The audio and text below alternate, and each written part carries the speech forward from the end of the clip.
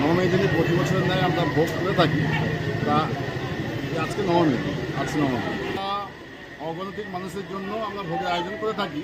হ্যাঁ, আমরা গুনতে পারবো না কত মানুষ বছর পদার্পণ করলো। আমাদের এবছরের মেন আকর্ষণ ছিল আমাদের নেতাজির মূর্তি উন্মোচন ছিল আমাদের। আপনারা দেখেছেন কি জানি না, আমাদের এবারে মেন আকর্ষণ নেতাজির উন্মোচন, নেতাজি। এবং আমরা সমাজসেবার মেন কাজ হচ্ছে আমরা সমাজসেবা করে আসি, আপনারা দেখতে পাচ্ছেন।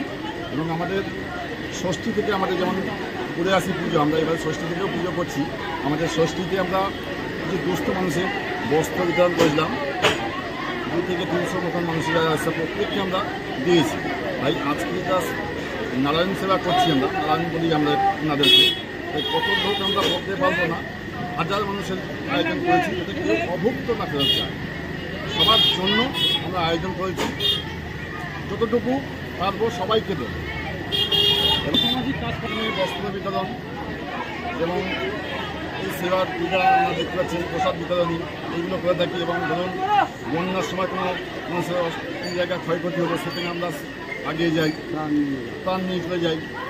সুন্দরবন থেকে শুরু করে সমস্ত জায়গায় আমরা পৌঁছে যাই, প্রদর্শন করেছি। মানুষের মধ্যে একটি মিলনের একটা জায়গা, কারণ এটা একটা মানুষ সবাই এক জায়গায় এসে আমরা মিলিত হই। কারণ মিলন এমন একটা জায়গা, আমাদের যেমন ক্লাবটার নাম হচ্ছে ভাই ভাই মিলন সংঘ। মিলন সংঘ মানে মিলন, এই একটা বিশাল ব্যাপার। পুজো মানে একটা আনন্দ মানেই কিন্তু প্রত্যেকের সঙ্গে আলাপ আলোচনার মধ্যে প্রত্যেকের সঙ্গে দেখা সাক্ষাৎ হবে, প্রত্যেকে আসবে, এটাই হচ্ছে জায়গা। তার জন্য কিন্তু এই জায়গা আমাদের এই জায়গা হচ্ছে রবিবার চলছে আমাদের 28 তারিখ থেকে চলছে। 2রা ডিসেম্বরে আমরা মাকে নিরঞ্জন দেবো। আপনার নাম নিতাই মণ্ডল, ভাই ভাই মিলন সংঘের সম্পাদক।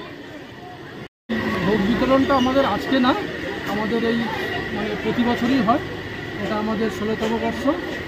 আর এখানে শুধু আমাদের পাড়ার এলাকার মানুষ নয়, আশেপাশে গ্রাম থেকেও আমাদের এখানে প্রচুর মানুষ আসে এই মায়ের ভোগ উপলব্ধি করার জন্য, খাওয়ার জন্যে। এবং আমাদের পাশে অফিস থেকেও লোক, এখানে প্রচুর লোক আসা যাওয়া করে যাতে এই মায়ের প্রসাদ গ্রহণ করতে পারে। আর এবছর আমাদের 16তম বৎসরে আমরা একটা নেতাজি সুভাষচন্দ্র বসুর একটা মূর্তি উন্মোচন করেছি। এটাই আমাদের মেন একটা ইস্যু। আর মায়ের পুজো তো আমাদের প্রতি বছরই হয়, আর প্রত্যেক মানুষকে খাওয়ানোর ব্যবস্থা আমাদের প্রতি বছরই হয়। এবং আমাদের বস্ত্র বিতরণ থেকে শুরু করে কোনো শুধু পূজা বলে নয়, আমাদের এই ক্লাবটা কোনো মানুষের আপদ বিপদে যে কোনো সুযোগ অসুবিধাতে ঝাঁপিয়ে পড়ে। এটাই হচ্ছে আমাদের ক্লাবের কৃতিত্ব। আমার পরিচয় মণ্ডল, আমি এই ক্লাবের সদস্য। ঠিক আছে।